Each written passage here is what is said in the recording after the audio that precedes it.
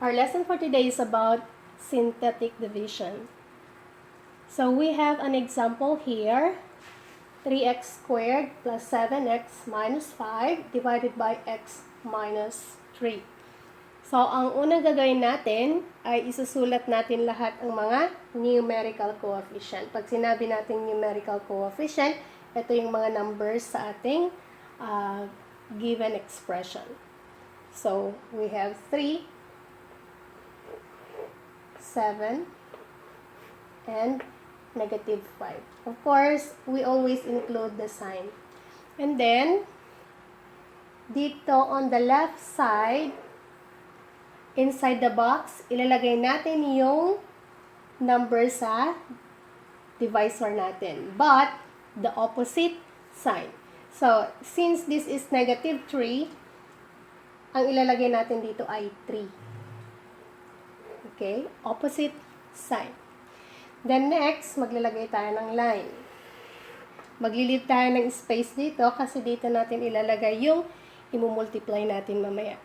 Then next, bring down 3. The first letter will always be the first number that we will bring down. And then multiply the number that we bring down to our divisor. So 3 times 3, we have 9. Dito natin ilalagay. And then, 9 plus 7, we have 16. And then, 16 times 3, we have 48.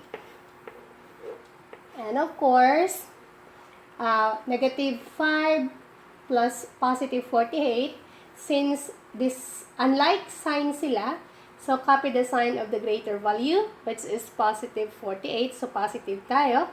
And then, since unlike, susubtract natin. 48 minus 5, we have 43. So, isusulat na natin ngayon ang ating sagot. So, ang sagot natin dito, paano isusulat? Magle-less tayo ng exponent. Since ito ay squared, ngayon ay x lang. So, paano? Ito yung first term, which is, so if we divide this, the answer is, we have 3x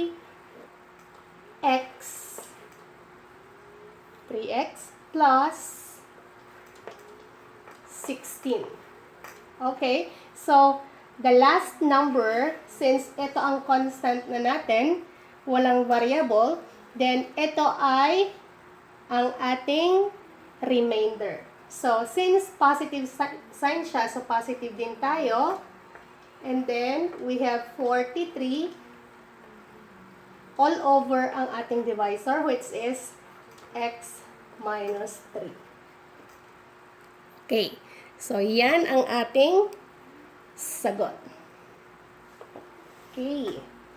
So, ganyan lang siya kadali. Ulitin natin. First, isusulat natin ang mga numerical coefficient. And then, yung number sa divisor, kung negative ito, gagawin natin positive. Kung positive naman, gagawin natin negative.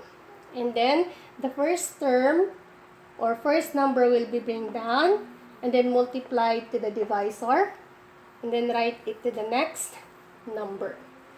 And then add, and then multiply. So, it is a cycle. And then, after that, we will rewrite it by reducing the exponent. So, ito na ang outcome. So, ito na ang ating quotient. 3x squared plus 7x minus 5 divided by x minus 3. Okay, so bibigyan ko pa kayo ng iba pang halimbawa.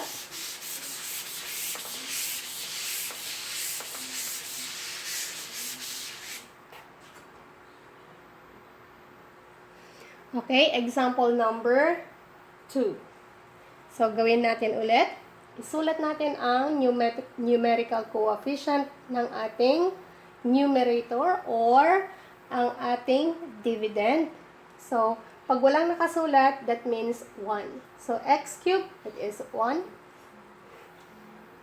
Positive 2 or simply 2. 4. And negative 5. Next, gawa ng box on the left. Ang divisor natin is positive 3, kaya ang ating ilalagay dito ay opposite sign niya, negative 3. Next step, make a line and then bring down the first number. So, next, multiply. Positive times negative is negative. 1 times 3 is 3. Then add. In adding unlike sign, copy the sign of the greater value, negative, and then proceed to addition. Or, if unlike sign, subtract. 3 minus 2 is 1. Next, negative times negative, positive. 1 times 3 is 3. Then, 4 plus 3, 7. Then, positive times negative is negative. 7 times 3 is 21. And of course, if we have the same sign, copy the sign and then add the number. 21 plus 5, we have 26. Next, so the answer for this, we have, so this is cube. So ang gagawin natin, mag-less tayo ng exponent. Ito ay magiging squared na lang.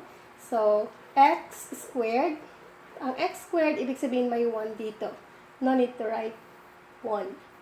Next, minus x, kasi 1 siya, plus 7.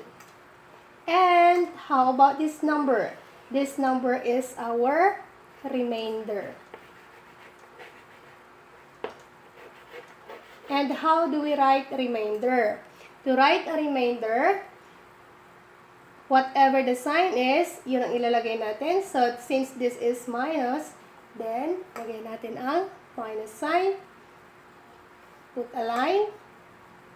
Copy 26 as a numerator. And our denominator is the divisor. X plus 3. So, this is our answer for x cubed plus 2x squared plus 4x minus 5 all over x plus 3. Okay, so madali lang, di ba? Bibigyan ko ba kayo ng iba pang halimbawa? Okay, so example number 3 we have here. 6x to the 4th power minus 17x cubed minus 20x squared plus 61x plus 10 divided by x minus 5. Again, first step, sulat natin ang numerical coefficient. We have 6, negative 17, negative 20, positive 61, and positive 10. Divided by the opposite sign, negative 5. So, magkakaroon tayo ng positive 5. Make a line. And then bring down the first number. And then next, we're going to multiply the first number to our divisor. 6 times 5, 30. Okay, adding unlike sign, copy the sign of the greater value, positive, and then subtract. 30 minus 17, we have 13. Next, 13 times 5, we have 65.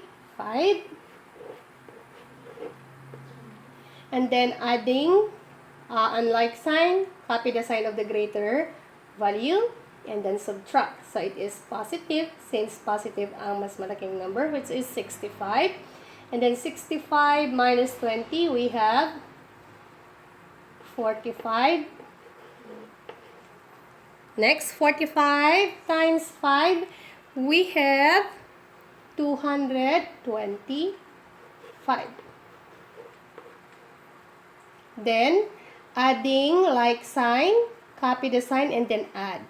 So, 61 plus 225, we have 6, 8, 2. 286. Next, 286 times 5, we have 0, 3, 4, and 1.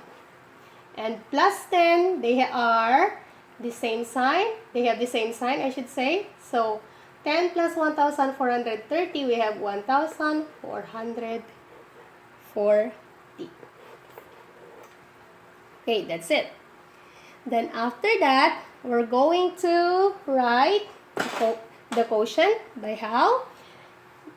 Using these numbers as numerical coefficient, and let's change or less one of the exponent. Okay, so we have now 6x cubed plus 13x squared plus 45x plus 286. And then, this will be our remainder. So, how to write a remainder again? Copy the sign, make a line. This will be the remainder will be our numerator. So, 1440 all over our divisor. X minus 5. Okay, guys. So, that's all for today. I hope you learned something from our lesson today about synthetic division. Thank you for watching.